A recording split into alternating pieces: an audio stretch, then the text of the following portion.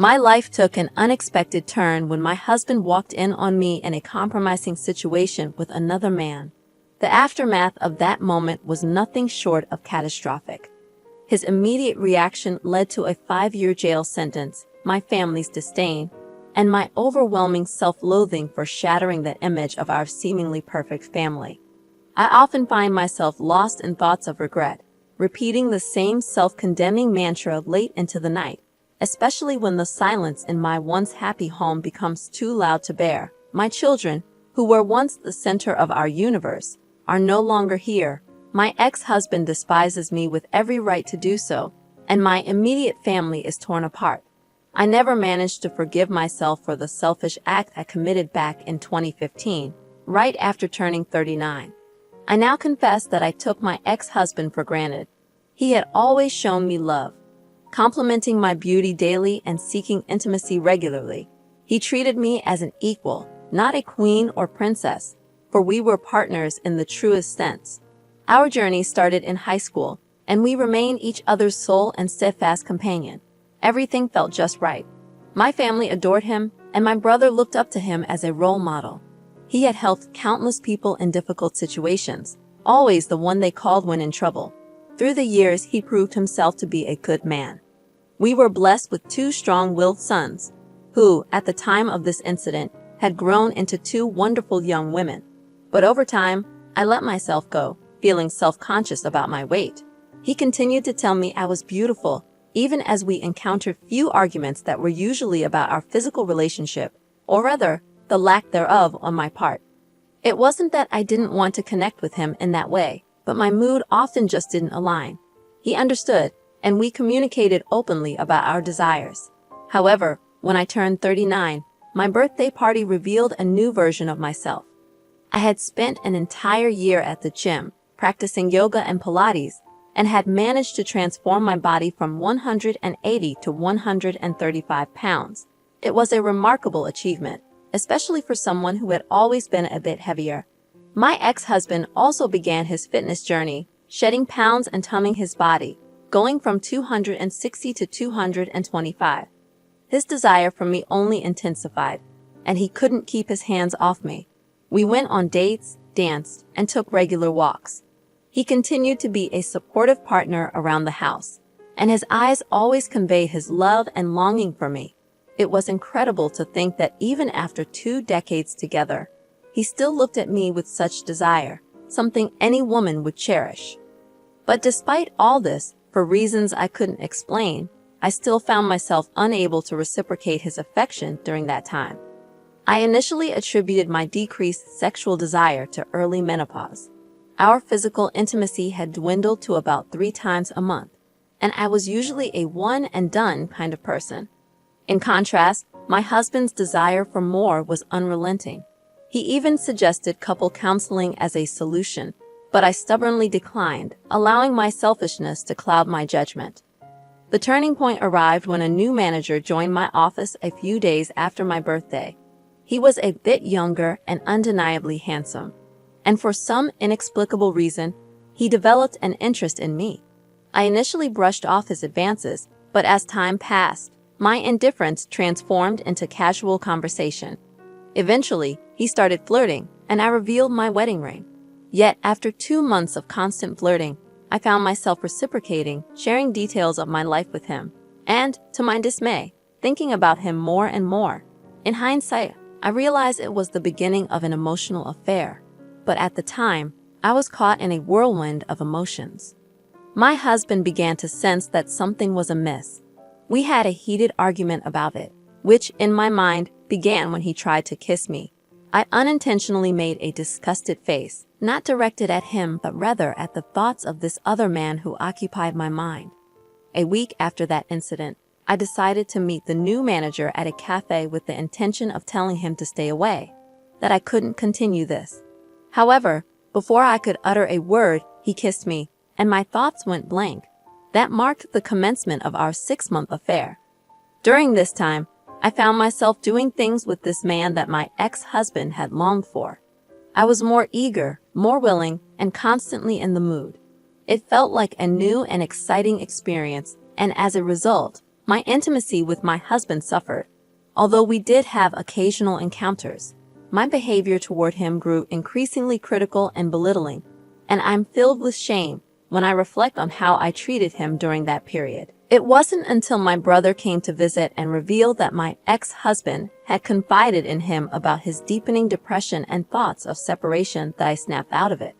He believed that I no longer loved him and that he was falling out of love with me.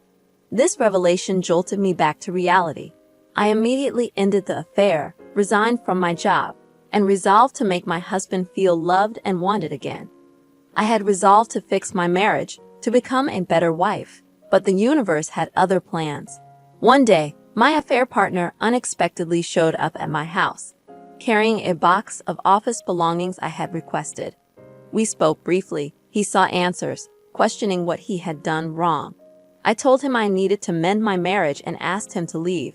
However, he pleaded for one last encounter, and foolishly, I agreed.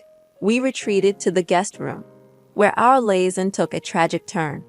I lost track of time in the heat of the moment.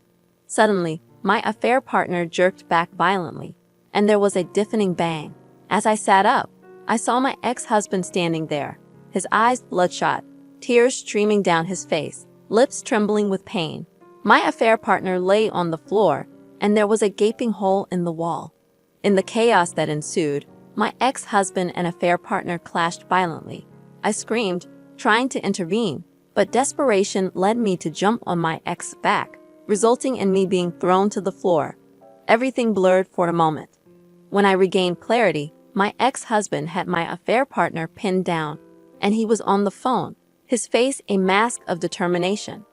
Moments later, the police arrived, handcuffing my ex-husband, while paramedics tended to my severely injured affair partner, who needed reconstructive surgery on his face. At the hospital, I faced a barrage of emotions from my family, my father's silent, shaming gaze, my brother's furious accusations, and my mother's misguided attempts at comfort, which only fueled my father's anger. My affair partner's wife also confronted me, revealing a truth I had been oblivious to. He was married. This revelation added another layer of guilt and remorse. In the aftermath, my boys stayed with their grandparents, refusing to talk to me. My daughters were equally distant. My ex-husband, too wounded to see me, refused my attempts to visit him in jail. Despite my brother's efforts, he ensured my ex was transferred to a correctional facility, where he would serve his sentence, a stark reminder of the irreversible consequences of my actions.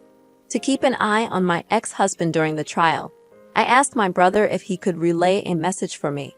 His response was bitter, telling me to go to hell. The trial marked the first time in 3 months that I saw him, and the anger in his eyes cut deeper than anything I had ever experienced. Even in our angriest moments, he used to look at me with love, but during the trial, it was pure hatred. Overwhelmed by the emotions, I excused myself to the restroom to cry. As the trial days passed, I was forced to recount my affair in agonizing detail for everyone in the courtroom to hear. When I mentioned the duration of the affair, my ex-husband looked utterly crushed, and my father stood up and walked out in disgust. During his testimony, I learned that he had come home to surprise me with lunch and a romantic weekend trip for 2 in the Catskills. He had meticulously planned a romantic getaway, only to walk in on us, and his reaction was visceral. He later explained that, upon seeing us together, the affair partner ordered him to step aside, and my ex-husband snapped. He violently beat the affair partner, only stopping when he tossed me away. My ex-husband quickly called 911, and the courtroom played the recording of his voice, filled with pain and sobs, as he followed the operator's instructions. It was a heart-wrenching moment. The affair partner couldn't verbally testify and was heavily medicated, so they displayed images of his injuries, which made me physically ill. I felt responsible for this man's severe injuries, as my ex-husband had smashed his eye socket, cheekbones, and destroyed his jaw to the point where the bone fragments were too small to reconstruct. My ex-husband was subsequently charged with a third-degree felony and sentenced to 7 years. This decision led to protests from my sons and anguished cries from my daughters and his family, a sound that still haunts me. The first 3 months that followed were torturous. I was sued by my affair partner's wife for alienation of affection, and my ex-husband filed for divorce. My eldest son moved out, while the other son withdrew into his room, and my twins rebelled fiercely. My former sister-in-laws physically attacked me in a store, and my ex-husband's mother spat in my face when I tried to apologize to her. My father and brother refused to speak to me, and even my lifelong friends were divided over the situation. I eventually had to find a new job since there was no money coming in, and I had almost depleted our savings. I was essentially blacklisted in my field due to the negative publicity surrounding the trial, so I resorted to working in retail and took on a seasonal position as an H&R Block adjuster during the tax rush. I came perilously close to losing our home, and my ex-husband refused to allow me to visit him. Every letter I sent was returned unopened, and crying in the shower became almost a daily ritual. My parents' marriage was strained as my mother persistently defended me, while my brother continued to ignore my existence. It was a bleak time, and even my lifelong friendships began to crumble. Dark thoughts of ending everything began to creep into my mind, contemplating a way out of the unbearable pain. I carried the weight of guilt on my shoulders, watching my belongings disappear as I drifted into isolation. The burden became too much to bear, eventually leading me to seek help from a therapist. She didn't mince words. She scolded me, telling me that I had grown complacent in my relationship with my ex-husband. I hadn't seen him as a husband, but more like a friend with benefits, and I had treated him as such. She was right. I had taken him for granted. Nearly a year had passed, a year of silence from my children. When I cooked dinner, they would quietly collect their food and retreat to their rooms, refusing to even glance in my direction.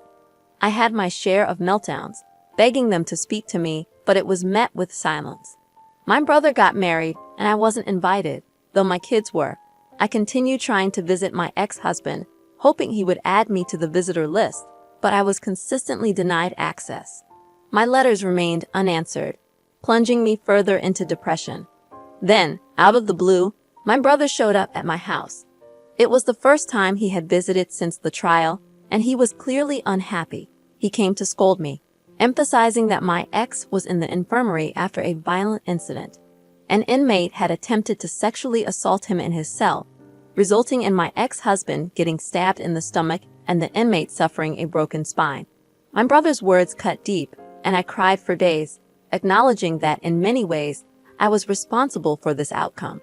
I made persistent efforts to visit my ex in the infirmary and continued writing letters, but they were consistently returned. For 4 more years, I tried to reach out to him, with no success.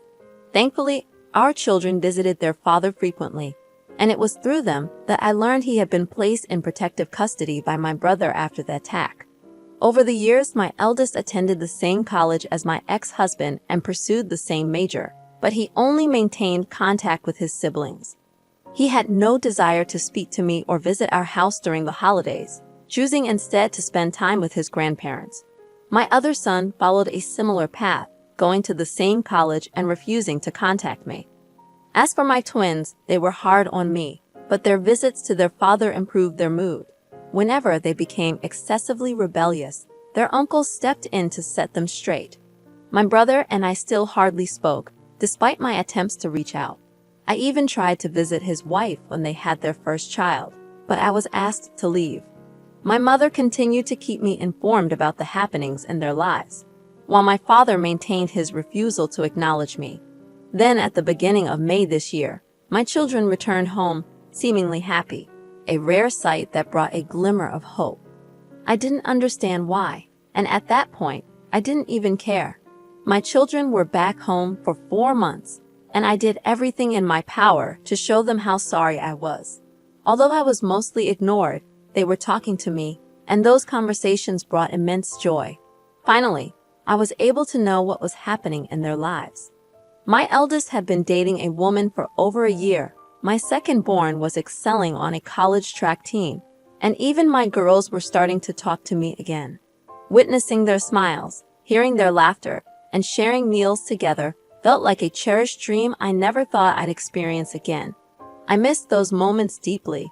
Towards the end of August, I was eagerly preparing for the twins' first day of their senior year, which also happened to be their 18th birthday. I enthusiastically shared my excitement about their upcoming birthday party, telling them all the plans I had in mind. But without hesitation, my girls asked if we could celebrate it on a different day. I was confused. I thought we were making progress. When I asked why, one of them bluntly said, "Because Dad is throwing us a party, and I don't want you near him." Her words stunned me. I inquired when their father was released, and they informed me that he had been out since the end of April due to good behavior. The news shattered me. He was back in their lives, and they seemed happier because of it. It wasn't our healing they were enjoying. It was having him back.